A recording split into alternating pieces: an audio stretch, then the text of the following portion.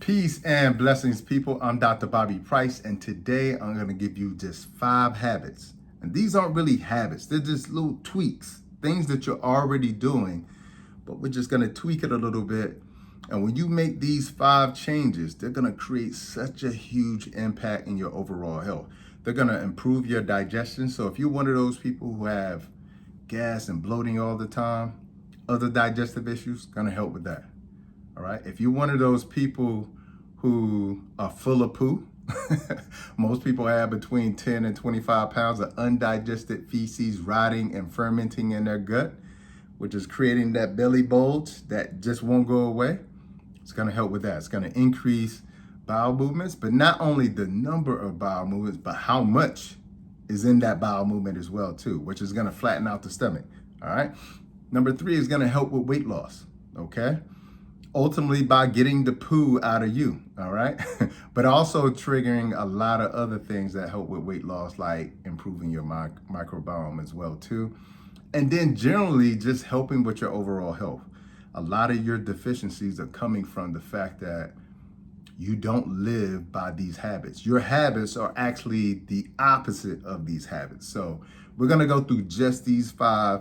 And if you can make just these 5 little tweaks in things that you already do, in a couple months, you could see dramatic shifts in your overall health. Okay, so without any further ado, before we get started, make sure you hit that subscribe button, share this with the people out there, because we need to get this kind of information out there. Because the unfortunate thing is, many times you go into your doctor, they will never mention this because we're never taught nutrition. Only 5% of medical schools get nutritional information or education, and other healthcare professionals aren't really getting it as well too. And the education that they are getting, if they do get it, unfortunately is inadequate and quite often is just dead wrong. All right, so without any further ado, let's get started. All right, number 1, and my mom and my grandmother, God rest her soul, used to tell me this all the time, but I was so busy trying to finish up so I could get back outside. Now, when I say outside, I'm not talking about the outside you guys are talking about today. I'm talking like outside, like back when I was a kid, actually going outside to play basketball and play with other kids. And that is number 1, chew your food. All right. I see so many people when they're eating, they're barely chewing their food. Mostly what they're doing is swallowing it. Okay. And that is unfortunately so wrong in so many different ways, because 1, most people don't know this. When you chew your food, you're breaking it down so that your gut doesn't have to do all of that work. So first of all, chewing your food really helps your digestion in that way. But secondarily, most people don't understand that when you're chewing your food, it's creating saliva. In that saliva, it has an enzyme called salivary amylase. That salivary amylase is helping to break down your food. So if you don't properly chew your food, almost into like a little mush, you're not putting those enzymes into the food so that when it does go down to your stomach, it's already started that breakdown process. So that's hugely important.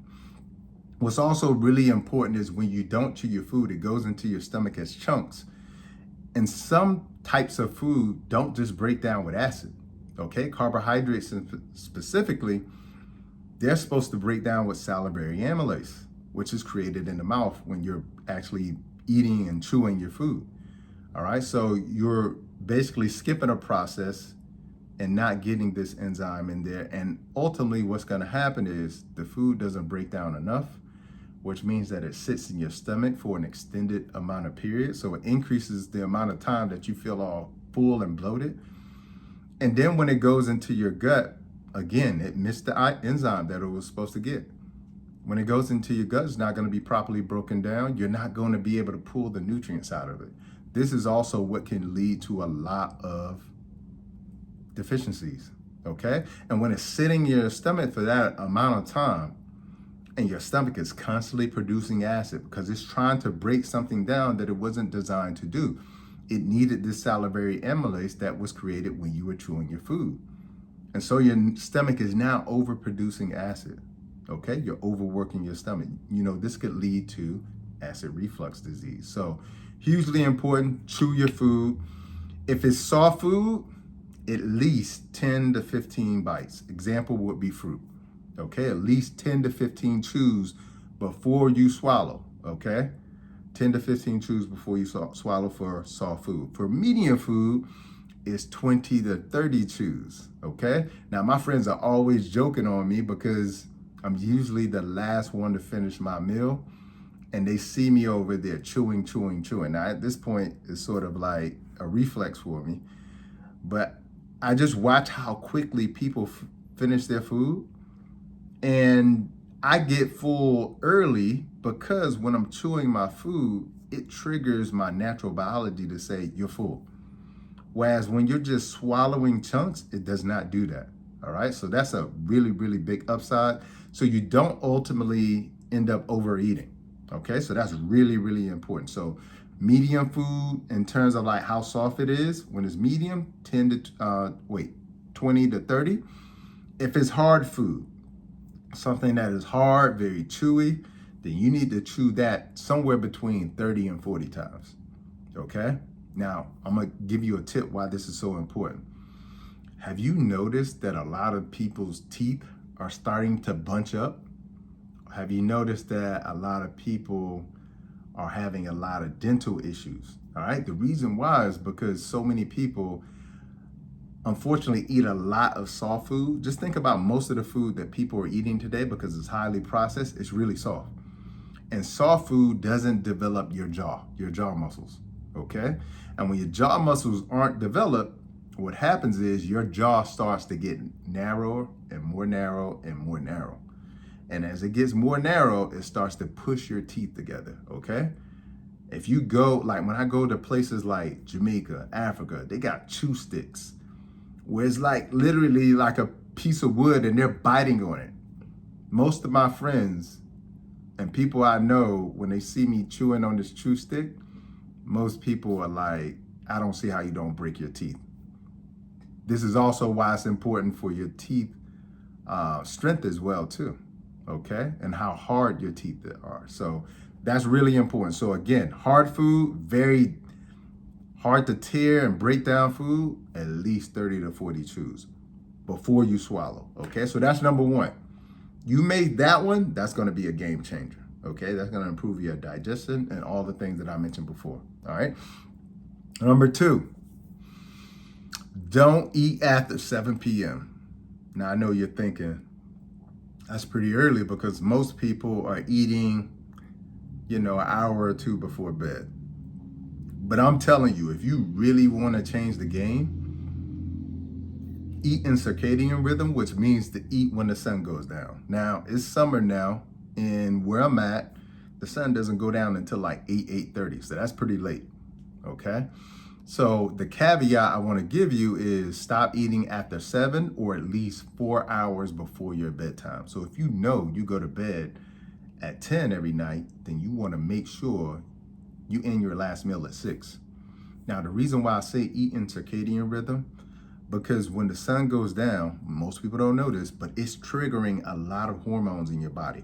Melatonin, which makes you go to sleep. Cortisol levels begin to dip. All of these things changes.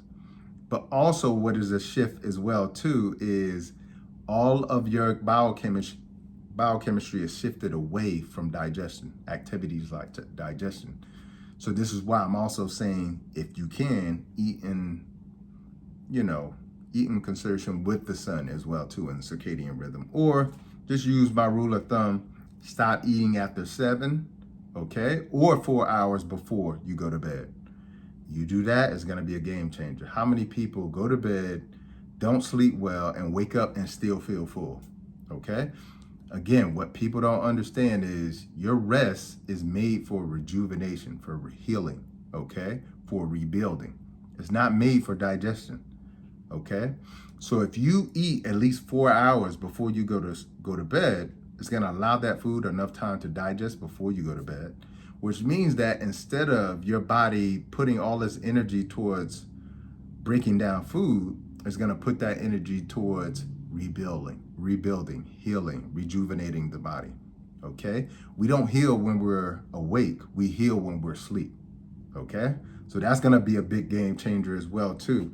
Not only will it be good in terms of you'll sleep better, but it also is gonna be good in terms of making sure you break down that food in a significant amount of time before you go to bed, which is also going to allow your digestion to be better as well too, and allow you to detox and cleanse your body while you sleep. Okay, so that's number 2.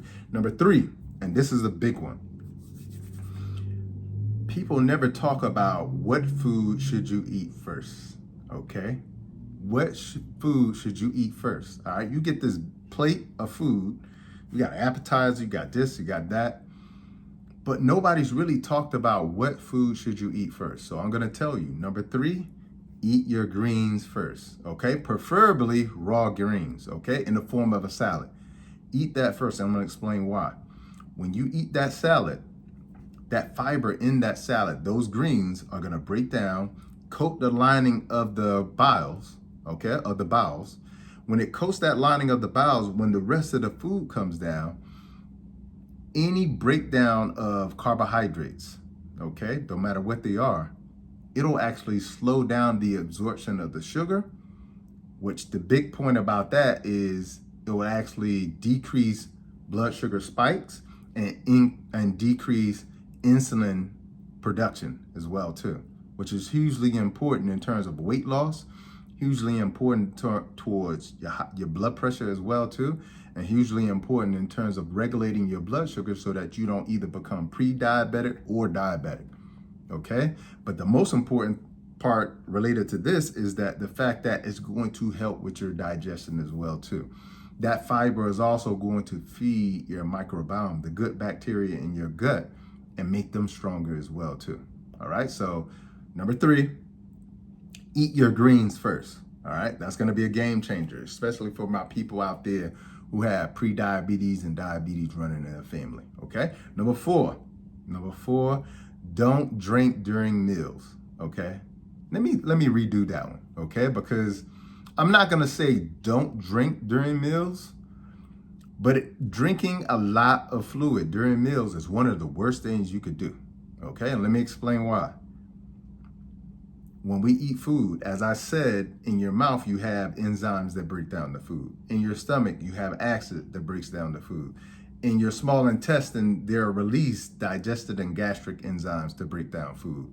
It's a whole process of your body creating these enzymes to break down your food, all right? Which is really important to eat that salad first, because anything that's in its original state, like a raw salad, it still has its own digestive enzymes, so it doesn't have to pull from your digestive enzyme reserves. When you drink a lot of fluid while you're eating, is going to dilute those digestive enzymes, which makes it more difficult for your food to break down. It's not only gonna dilute the amount of digestive enzymes, because it's just like anything. You add more water to something, it dilutes it, okay? But also it's gonna dilute the acid in your stomach from breaking down proteins as well too. All right, so you do not want to drink a lot of fluid or liquid while you're eating, okay? My tip is, if you're gonna drink, have it first, okay? So me, I typically like to hydrate my gut before I feed my gut, all right? So 10 minutes before I have a meal, that's when I'll actually have my water, okay? So I hydrate my gut first. It only takes about 10 minutes for that small amount of water, and you only need about 8 fluid ounces to drink. Or the caveat is, while you're eating, you could take small sips and drink no more than 6 to 8 fluid ounces during the meal, okay? Which is crazy. When you think about how society and restaurants are set up, they give you free refills, okay? Why do they give you free refills? Just think about like all of the fast food joints out there. When you go to like a Mickey D's or a BK or whatever it may be, they give you free refills. Why do they do that? Because it makes you eat more. Most people don't know that. Drinking a lot of fluid makes you actually eat more, okay? So they do it for a reason, but this is why I'm saying society and nutritional advice is set up almost the opposite of what you should be doing. So if you don't drink a lot of fluid during the meal, you're gonna actually break down your food better, And it's also going to trigger your body to say, hey, I'm full. Okay, that way you don't overeat. All right, so try your best not to drink during meals or just enough to clear your throat. All right, so that's number 4. Number 5, the last one is properly combine your foods. Again, most people haven't been taught this.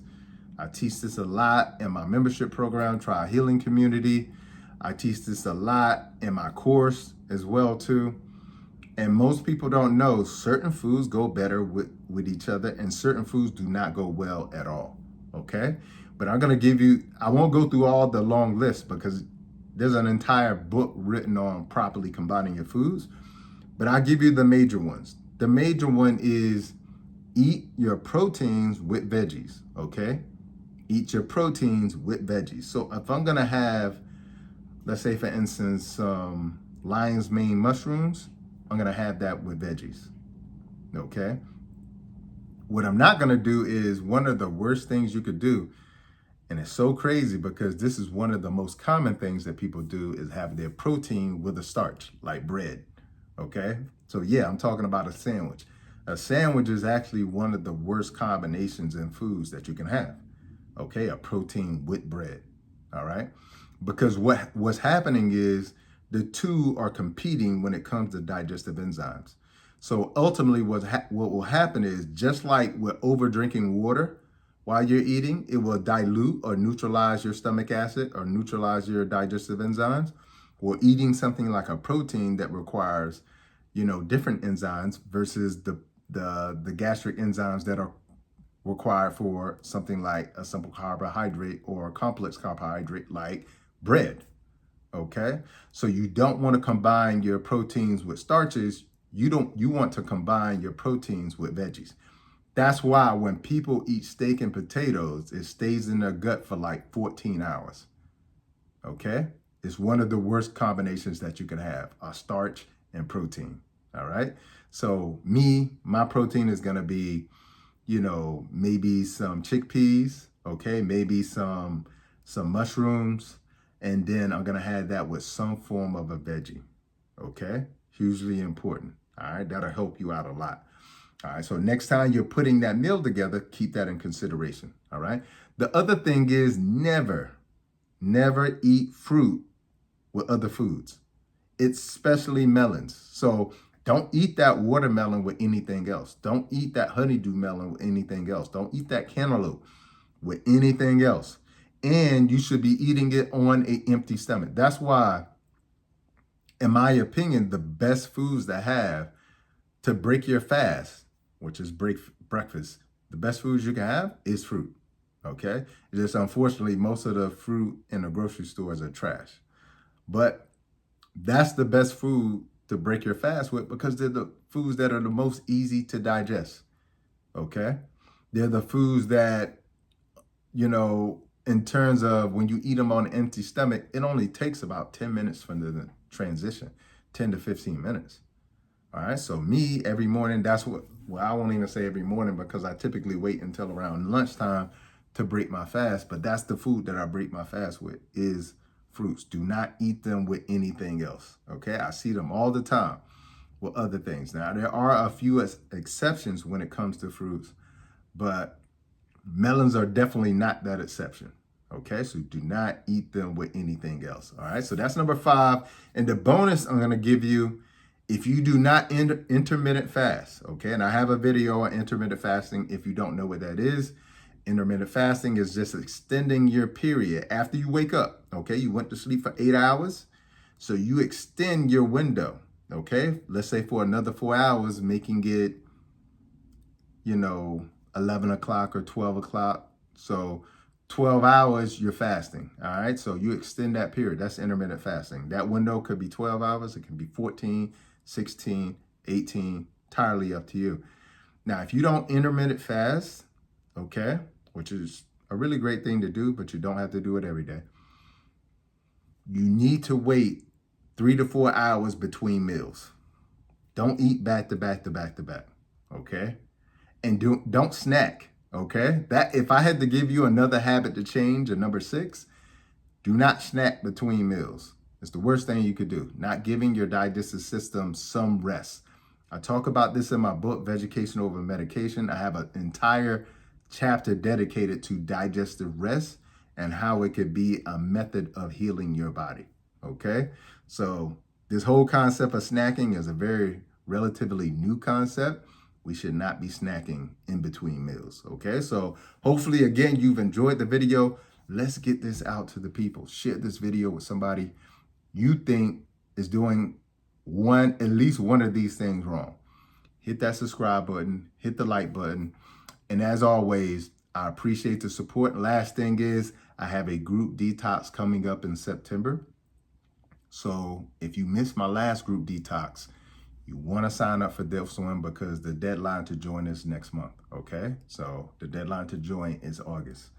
All right, so you want to get signed up. Inside of the group detox, you're going to get a 30-day supply of my detox, which is a parasite candida cleanse, and also cleanses out the entire gut, and so many other things as well too. But you're going to get a meal plan, recipes. You're going to get inside of a group, a support group with me inside of there as well too, and I guide you throughout the process. So go to my website, drbobbyprice.com, and you'll be able to sign up for the 30-day group detox. I'll put the link below.